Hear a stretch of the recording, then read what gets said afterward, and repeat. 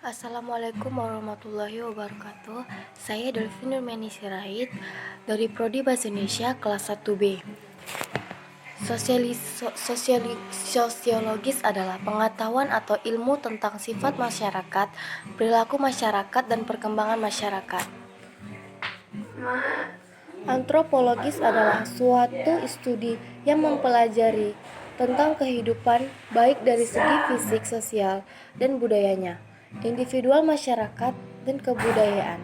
1. Individu adalah manusia perseorangan yang memiliki karakteristik sebagai kesatuan yang tak dapat dibagi, bersifat unik serta bebas mengambil keputusan atas pilihan dan tanggung jawabnya tersendiri. Masyarakat didefinisikan oleh Rafli Anton sebagai setiap sekelompok manusia yang telah hidup dan bekerja sama cukup lama, sehingga mereka dapat mengatur diri mereka dan menganggap mereka sebagai satu kesatuan sosial dengan batas-batas yang dirumuskan dengan jelas, sejalan dengan definisi dari Rob Clinton, Selo, Sumarjan, dan mendefinisikan masyarakat sebagai orang-orang yang hidup bersama yang menghasilkan kebudayaan Soekarno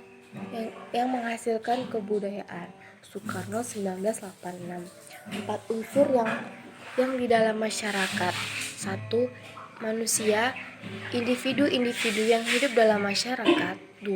Mereka melakukan interaksi sosial dalam waktu yang cukup lama. 3. Mereka mempunyai kesadaran sebagai satu kesatuan. 4. Merupakan satu sistem hidup bersama yang menghasilkan kebudayaan, sehingga setiap individu yang di dalamnya merasa terikat satu dengan yang lainnya. Kebudayaan dan wujudnya. Kebudayaan adalah keseluruhan sistem, gagasan, tindakan, dan hasil karya manusia dalam rangka kehidupan masyarakat yang dijadikan milik diri manusia dengan belajar.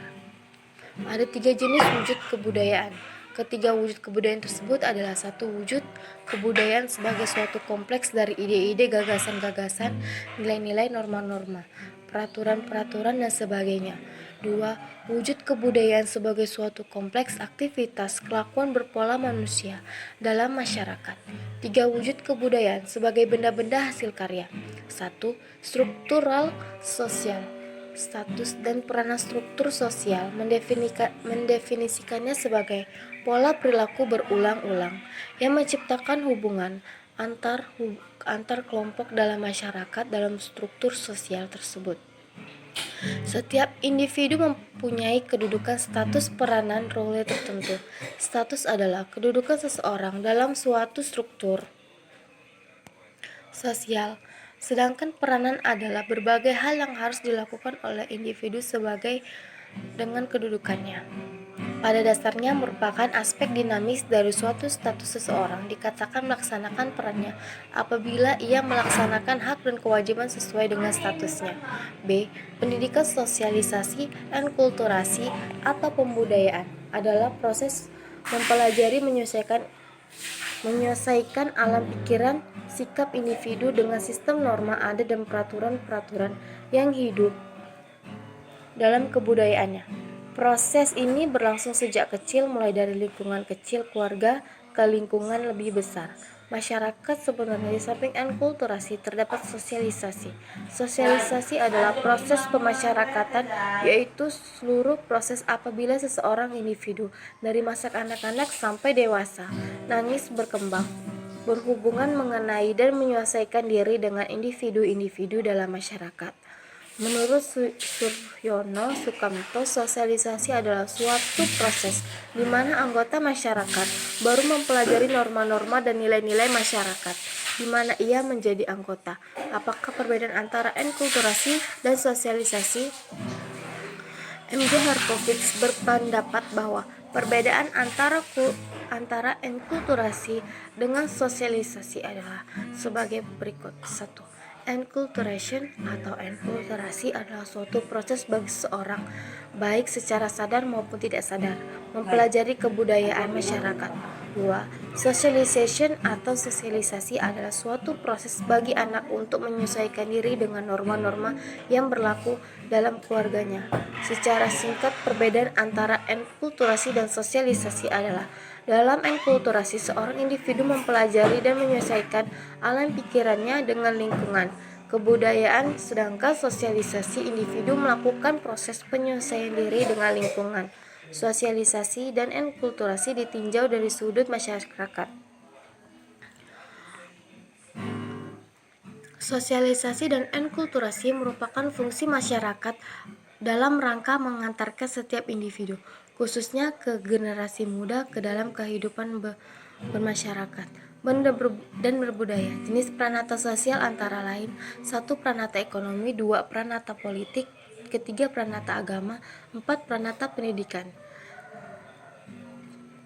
Pendidikan sebagai pranata sosial. Pranata sosial adalah suatu sistem aktivitas yang khas, suatu kelakuan berpola yang dilakukan oleh berbagai individu atau manusia yang mempunyai status dan peran masing-masing, yang saling berhubungan atau mempunyai struktur mengacu kepada sistem ide nilai dan norma atau tata kelakuan tertentu dengan menggunakan berbagai peralatan dan aktivitas yang berfungsi untuk memenuhi kebutuhan dasar-dasar. Dasar anggota pendidikan informal, formal dan non-formal. 1.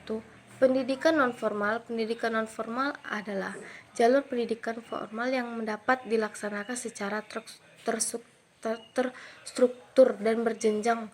Pasal 1 ayat 12 Undang-Undang RI Nomor 20 Tahun 2003. Pendidikan non-formal berfungsi mengembangkan potensi peserta didik dan penekanan dengan penguasaan pengetahuan dan keterampilan fungsional, serta pengembangan sikap dan kepribadian profesional. 2. Pendidikan informal lingkungan. Pendidikan informal. Penjelasan pendidikan informal adalah pendidikan yang berlangsung atau terselenggara secara wajar alamiah di alam lingkungan hidup sehari-hari. Pendidikan informal antara lain berlangsung di dalam keluarga, pergaulan anak, sebaya pergaulan di tempat kerja, dan lain-lain. Sebagai contoh, pendidikan informal di dalam keluarga. Keluarga tersendiri merupakan unit sosial terkecil yang bersifat universal, artinya terdapat di setiap tempat dimanapun. B.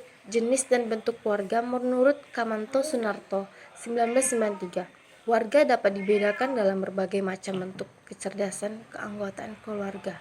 Dapat dibedakan menjadi keluarga bati dan keluarga luas. Keluarga bati adalah keluarga terkecil atas ayah, ibu, dan anak, sedangkan keluarga luas adalah keluarga yang terdiri atas beberapa keluarga bati, seperti kakak, saudara, dan lainnya. C. Fungsi keluarga diantaranya: 1. Sebagai peranata yang membenarkan hubungan seksual antara pria dan wanita dewasa berdasarkan pernikahan. 2. Mengembangkan keturunan. 3. Melaksanakan pendidikan. 4. Sebagai kesatuan ekonomi.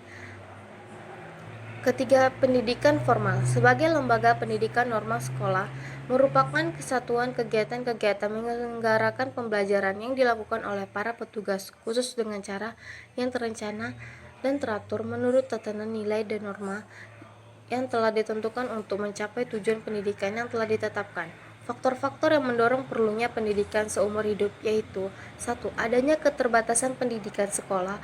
2. Terjadinya perubahan masyarakat dan peranan sosial. 3. Pendayagunaan sumber pendidikan yang belum optimal.